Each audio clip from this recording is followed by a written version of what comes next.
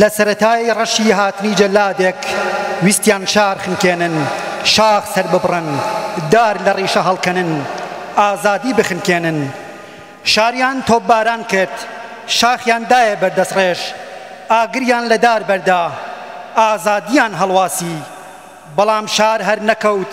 کێو سەری نەوی نەکرد، دار باڵای کرد و پەلی هاوێشت. ئازادیش وەک هەڵۆ قامەت قامەت باڵای بەرز بوو. ئێرە کوردستانە. میوانە بەڕێزەکان بەشداربوانی ئازیز، بەخێر بێن سەر چاوان. هەروواکە ئاگادارن ئەمڕۆ بە بۆنەی 26 ڕێبەندان ساڵوەگەڕی ئاشکرابوونی هەڵسوڕانی کۆمەڵا لێرە لە بارگای ناوەندی ڕێوڕەسمێک بەڕێوە دەبین. سەرەتای ڕێوڕەسمەکەمان وەک نەریت بە سرودی بانگەواز دەست پێ دەکەین. دواتر چەند ساتێک بێدەنگی ڕادەگرین بۆ ڕێزگرتن لە یادی سەرجەم شەهیدانی کوردستان و بەتایبەتی ئەو شەهیدانەی کە لە ماوەی چەند مانگی ڕابردوودا لە بەرەکانی شەڕ دژی داعش شەهید بوون. چەند ساتێک بێدەنگی ڕادەگرین. دواتر هاوڕێ عەبدوڵای موحتەدی سکرتێری گشتی کۆمەڵا وتەیەکتان پێشکەش دەکات. لە ناو بەرنامەکەیشدا ناوە ناوە پەیامی حیزبەکان و لایەنە سیاسیەکان دەخوێنینەوە. ئێستاش ڕێوڕەسمەکەمان با سرودی بانگەواز، سرودی ڕەسمی کۆمەڵا دەست پێ دەکەین.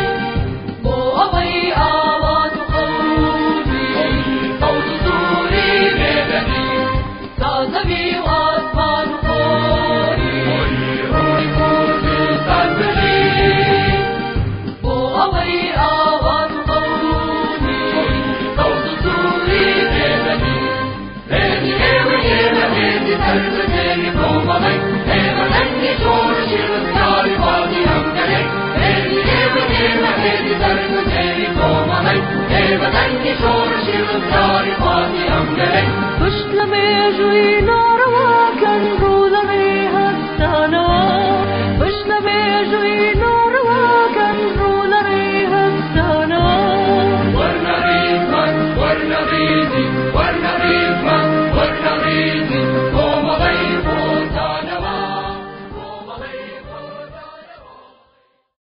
ئێستاش چەند ساتێک بێدەنگی ڕادەگرین بۆ ڕێزگرتن لە یادی هاوڕێی ڕابەر کاک حەمەحسین کەریمی و سەرجەم شەهیدانی کۆمەڵە و بە تایبەتی شەهیدانی بەرەی شەڕ دژی داعش چەند ساتێک بێدەنگی ڕادەگرین.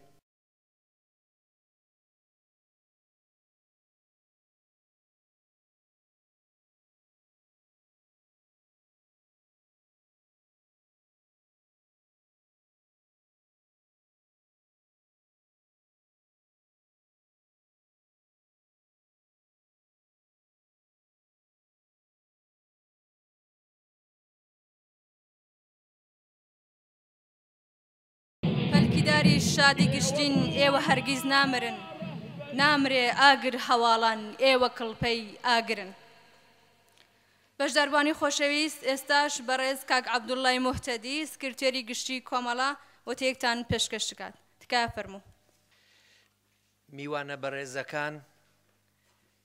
نوێنەرانی حیزب و لایەنە سیاسیە بەڕێزەکان، کەسایەتی و مامۆستای زانکۆ و پارلمانتارە بەڕێزەکان، دۆستان و دڵسۆزان، هاوڕێیانی پێشمەرگە، هەموو بەشداربووانی خۆشەویستی ڕێوڕەسمی 26 ڕێبەندان، ڕێبەندانی ڕێنوێن ڕۆژی کۆمەڵە، پڕ بەدڵ بە خێراتنتان دەکەم و سوپاسی هاتنتان دەکەم. بەڕێزان، با پێش هەموو شتێک ڕێز و سپاسی بێپایانی خۆمان پێشکەش بە هەموو ئەو پێشمەرگە و تێکۆشەرانە بکەین کە لە بەرەکانی جەنگ بە دژی هێزی کۆنەپەرست و تێرۆریستی داعشدا ماندووی نەناسانە خەبات دەکەن و هەر لێرەشەوە سەری ڕێز و خۆشەویستی بۆ هەموو شەهیدانی ئەو خەباتە لە هەموو بەرەکانی شەردا دانەوێنین. کۆمەڵە لە یەکەم کاتەوە و بەو پەڕی هەست بە مەسئولیەتکردنەوە بە هەموو توانای خۆیەوە بۆ هەموو هاوکاری و بەشداریەک ئامادە بووە و ئەوەشی بەکردەوە نیشانداوە و بەڕووسووری ئیسباتی کردووە.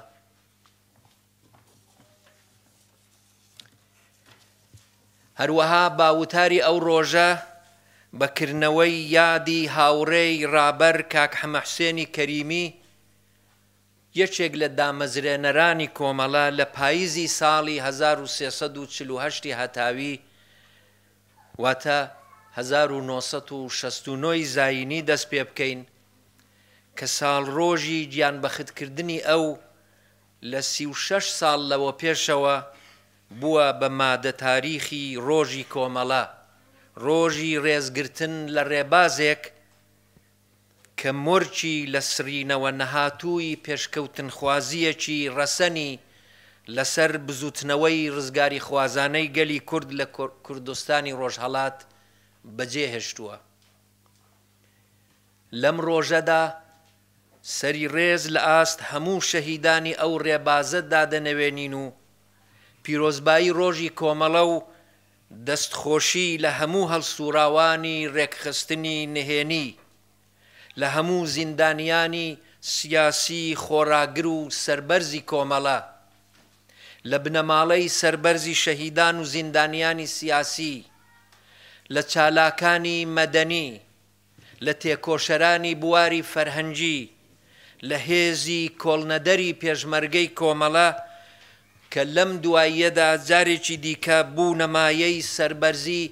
حیزبەکەیان و هەموو کوردستانی ڕۆژهەڵات، لە هەموو تێکۆشەرانی دێرینی کۆمەڵە کە جێپەنجەیان ئێستاش لە دەستکەوتە مێژوویی و بەهادارەکانماندا دیارە، لە هەموو کەمەندامانی ریزەکانی کۆمەڵە کە هێمای فیداکاریمانن، پیرۆزبایی و دەستخۆشی لە هەموو هەڵسووراوانی گشت بوارەکانی ئەم خەباتە پیرۆزە دەکەین. بەڕێزان، ساڵی ڕابردوو ساڵی ڕەنج و قوربانی و کارەساتی مرۆیی گەورە بۆ گەلی کورد و لە هەمان کاتدا ساڵی وەستانەوە و بەرگری و بەرەنگاری، ساڵی دەستەبەرکردنی دەستکەوتی گەورە بۆ بزوتنەوەی ڕزگاری خوازی گەلی کورد بوو. لە مێژووی ئەم نەتەوەیەدا ناوی کورد هەرگیز ئەوەندە لە سەرانسەری جیهان بە باشی دەنجی نەداوەتەوە و سۆز و پشتیوانی بۆ لای خۆی ڕانەکێشاوە. هەرگیز دنیا کوردستانی ئاوە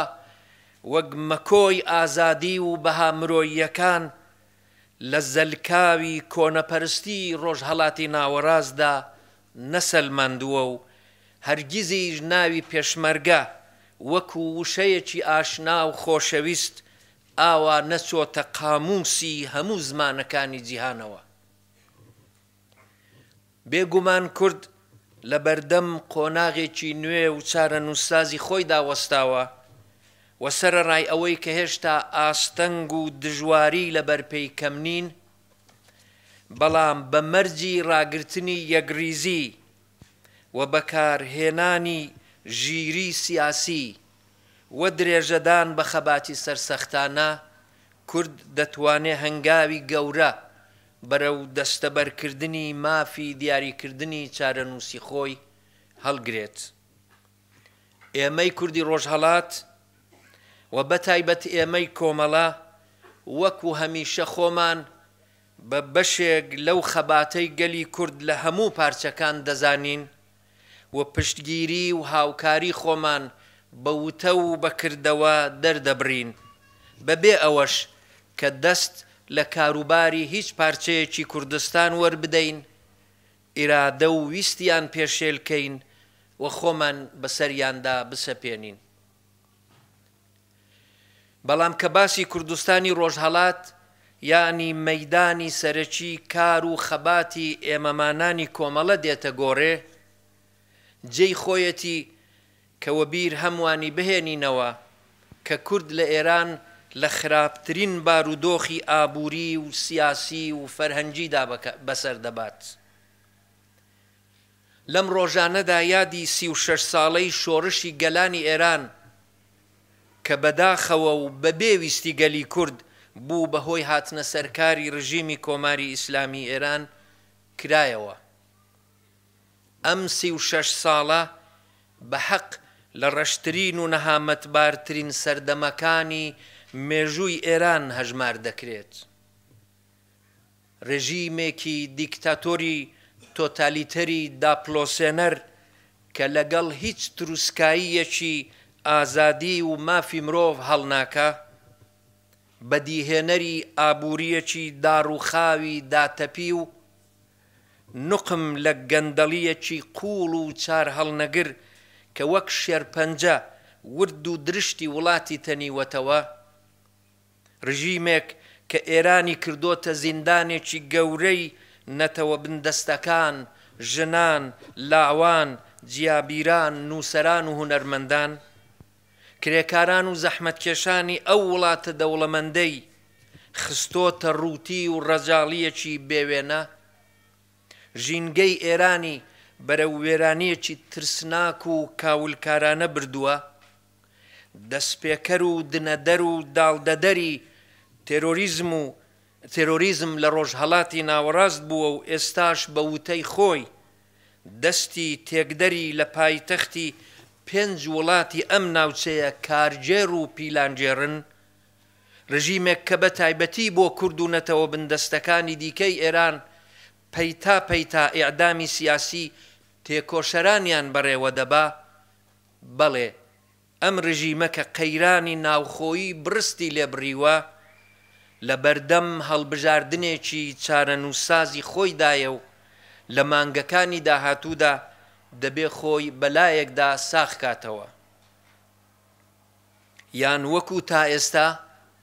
بە پێچەوانەی یاسای نێونەتەوەیی و بڕیارەکانی ئەنجومەنی ئاسایش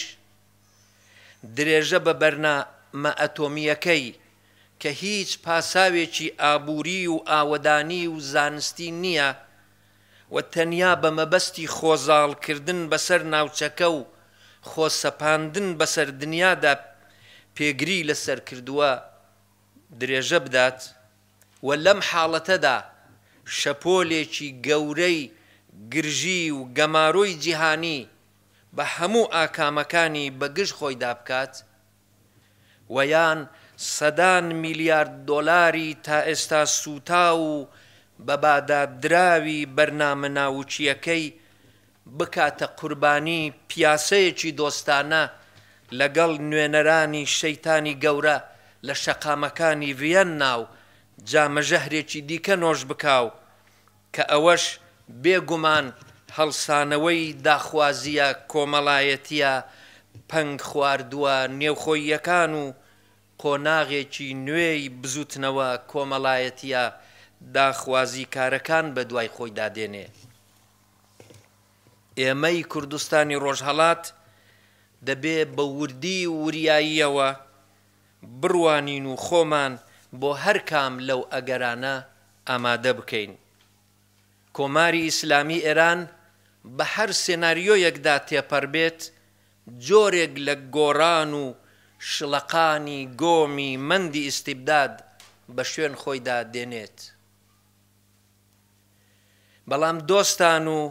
هاوڕێیان و هاو خەباتانمان لە کوردستانی باکوور و ڕۆژاوا و باشووری کوردستان کە ئێمەتان ئێمەی کوردی ڕۆژهەڵاتتان لە هەموو خۆشی و ناخۆشیەکان لە هەموو ئێش و ئازارەکان لە هەموو دەستگرۆیی و هاوپشتیەکاندا لەگەڵ خۆتان و لە سەنگەری پاڵخۆتاندا دیوە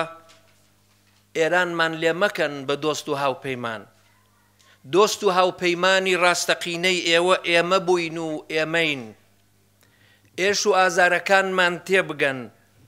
ڕێز لە خەباتەکەمان لە مێژوومان لە ویست و ئیرادەی کۆمەڵانی خەڵکمان لە سەروەریمان و لە سربەخۆییمان بگرن و لە خەباتی ئەوڕۆ و داهاتووماندا پشتیوانمان بن. زۆر سپاس بۆ کاتەکەتان و ڕۆژێکی خۆشتان هەبێ.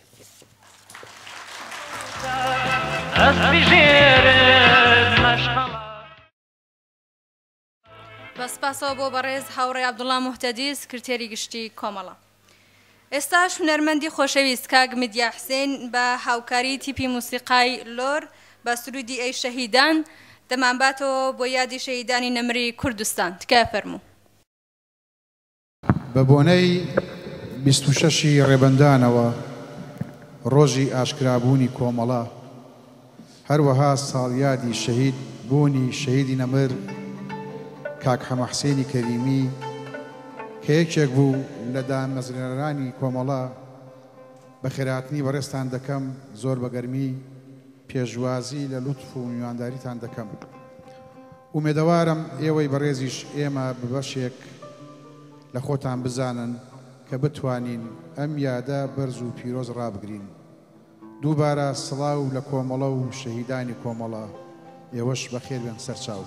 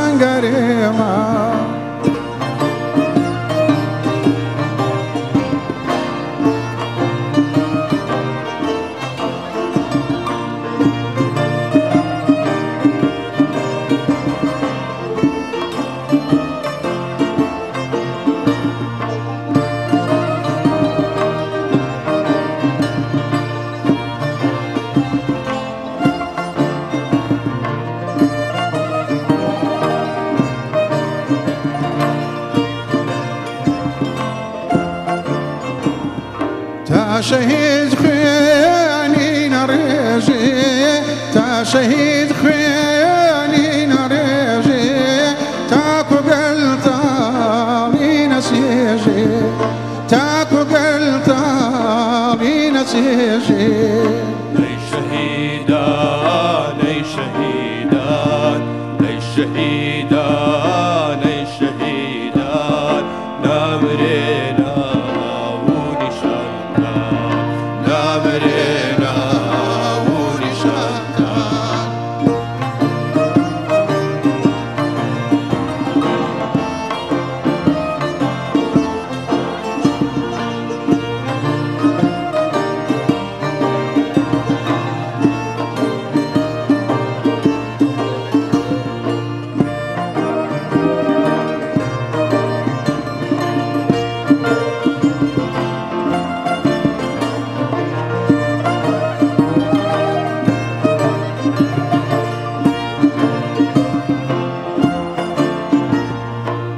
داری آزادی شنابی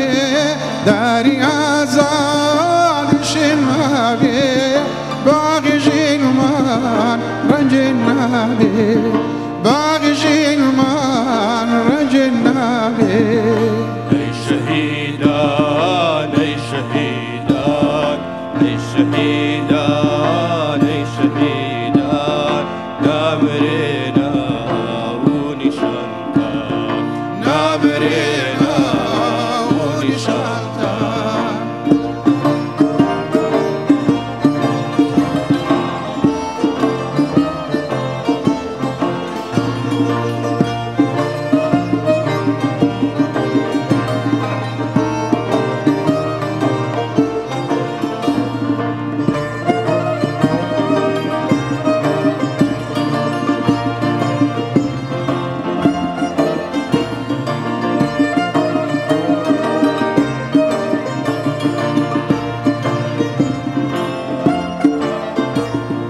تاجی برزیتان لسرنا تاجی برزیتان لسرنا دشمنی گلتان مدرنا دشمنی گلتان مدرنا ای شهیدان ای شهیدان ای شهیدان ای شهیدان نامرێنا و نیشانتان نامرێنا و نیشانتان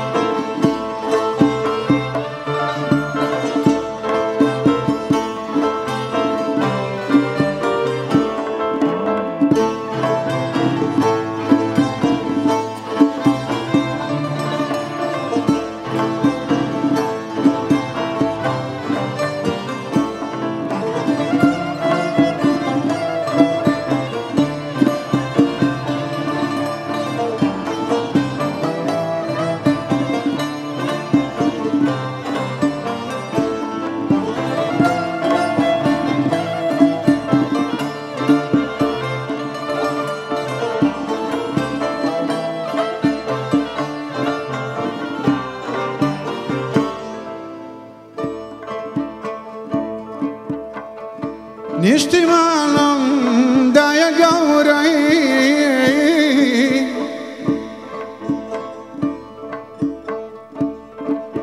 نیشتیمانم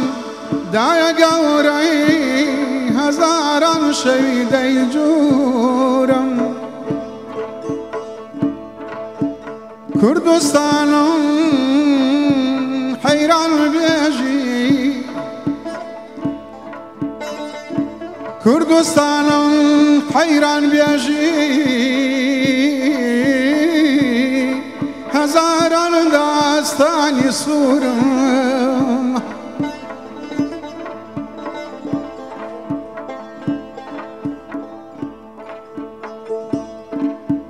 نیشتیمانم دای گوری هزاران شویدی جورم کردستانم حیران بیجی هزاران داستانی سوره ساخود بینی دشمنکە ساخود بینی دشمنکە ویستی لێ نزیک بێتەوە سەری کێشە بە قەندیلە سەری کێشە بە قەندیلە کەلەی کەوتە ژێر پێتەوە کەلەی کەوتە ژێر پێتەوە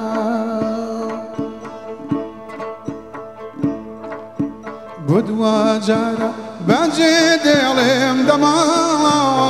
عەزیزەکەم شاخ و گرد و هەردا کێڵێم دەماڵە عەزیزەکەم بۆ دوجارە بەجێ دێڵێم دەماڵە عەزیزەکەم شاخ و گرد و هەردا کێڵێم دەماڵە عەزیزەکەم بۆ ئامانجی ڕۆژی ڕوونا لە ڕێگەی تاریکی وێڵێ بەجێ دێڵێ بەجێ دێڵێ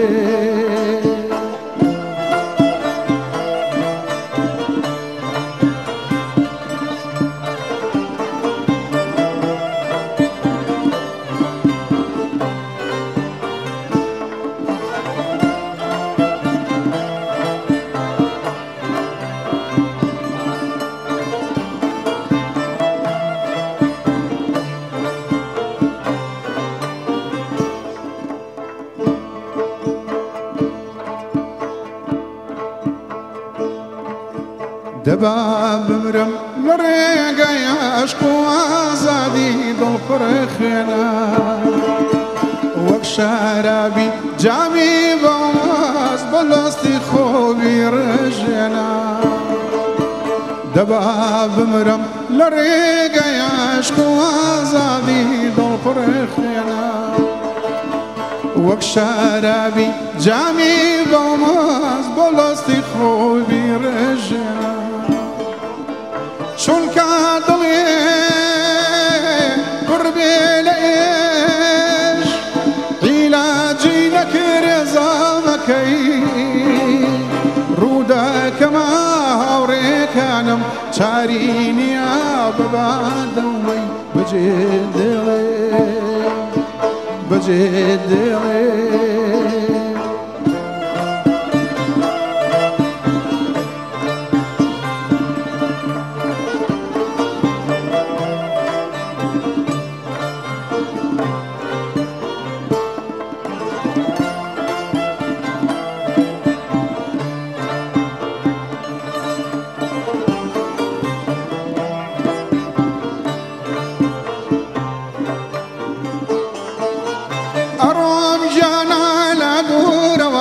یاد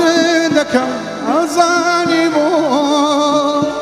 ئەزانی بۆ ئەزانی بۆ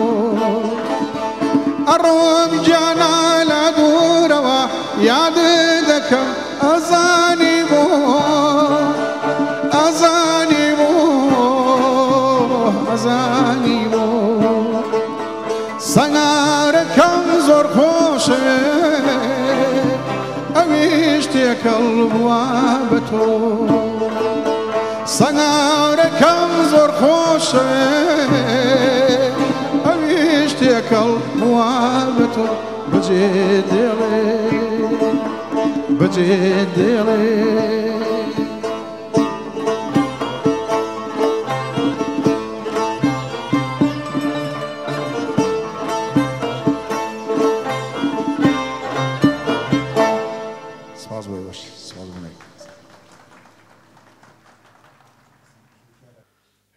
سپاس بۆ بەڕێز مامۆستا میدیا حسەین و تیپی موسیقای لۆڕ. بەڕێزان، کۆمەڵێک بروسکەی پیرۆزباییمان بەدەستگەیشتووە کە بەداخەوە بەهۆی نەبوونی کات تەنیا کورتێک لەو پەیامانە دەخوێنینەوە. بروسکەی پیرۆزبایی فراکسیۆنی سەوز لە پەرلەمانی کوردستان بە بۆنەی 26 ڕێبەندان ڕۆژی کۆمەڵا جوانترین و گەرمترین پیرۆزباییتان ئاراستە دەکەین. بە هیوای سەرکەوتنی خەباتی ئازادی خوازانەی کۆمەڵی شۆڕژگەری زەحمەتکێشانی کوردستانی ئێران بۆ وەدیهێنانی سەرجەم ئاواتەکانمان فراکسیۆنی سەوز لە پەرلەمانی کوردستان. پارتی دیموکراتی کوردستان ئەنجومەنی سەرکردایەتی پارێزگای سلێمانی لەقی 21 سڵاوێکی شۆڕژگێرانە لە 26 ڕێبەندان ساڵیادی ڕۆژی کۆمەڵا بەناوی لەقی 21 پارتیمان پارتی دیموکراتی کوردستان و مەکتەبی پەیوەندیەکان گەرمترین و جوانترین پیرۆزبایی ئاراستەی کۆمەڵە تێکۆشەکەتان دەکەین بە هیوای بەردەوامی لە خەبات و تێکۆشانتان. یەکێتی نیشتمانی کوردستان پەیوەندیە کوردستانیەکان بەڕێز کۆمەڵی شۆڕژگەری زەحمەتکێشانی کوردستانی ئێران سڵاوێکی گەرم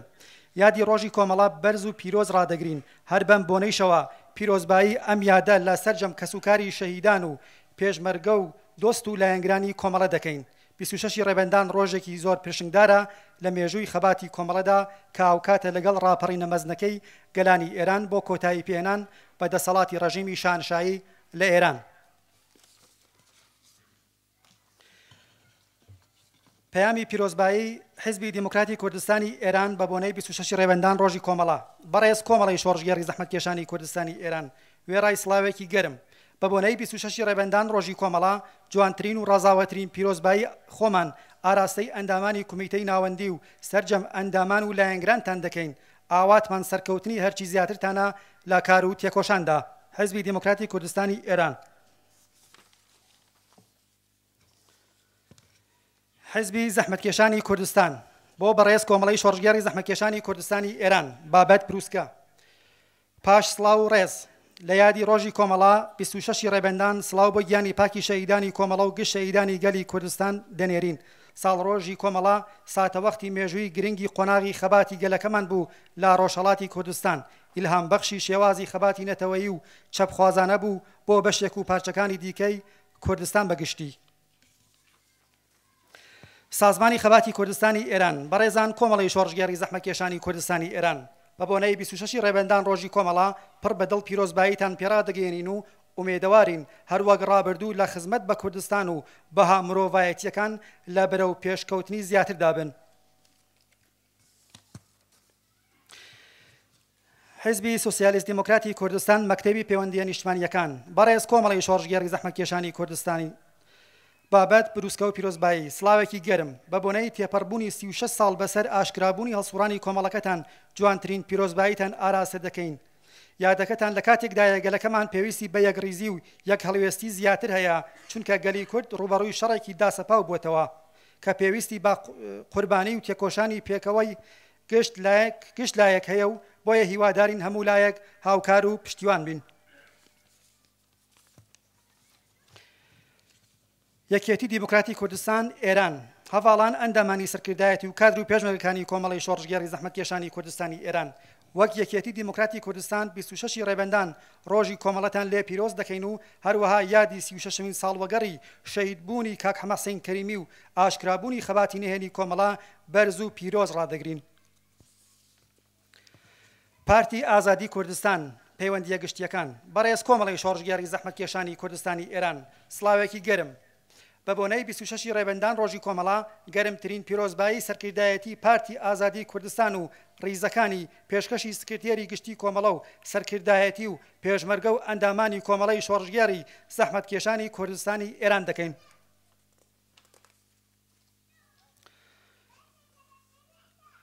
پەیامی بەڕێز وەستا ڕەسوڵ ئەندامی سەرکردایەتی و لێپرساوی ژووری ئۆپەراسیۆنەکانی باشووری کەرکووک بۆ کۆمەڵی شۆڕژگەری زەحمەتکێشانی کوردستانی ئێران سڵاوێکی گەرم پیرۆزبایی خۆمان ئاراستەی کومیتەی سەرکردایەتی و یەکە بە یەکەی پێشمەرگە قارەمانەکانتان و یەکە بە یەکەی ئەندامان و لایەنگرانی حیزبەکەتان دەکەین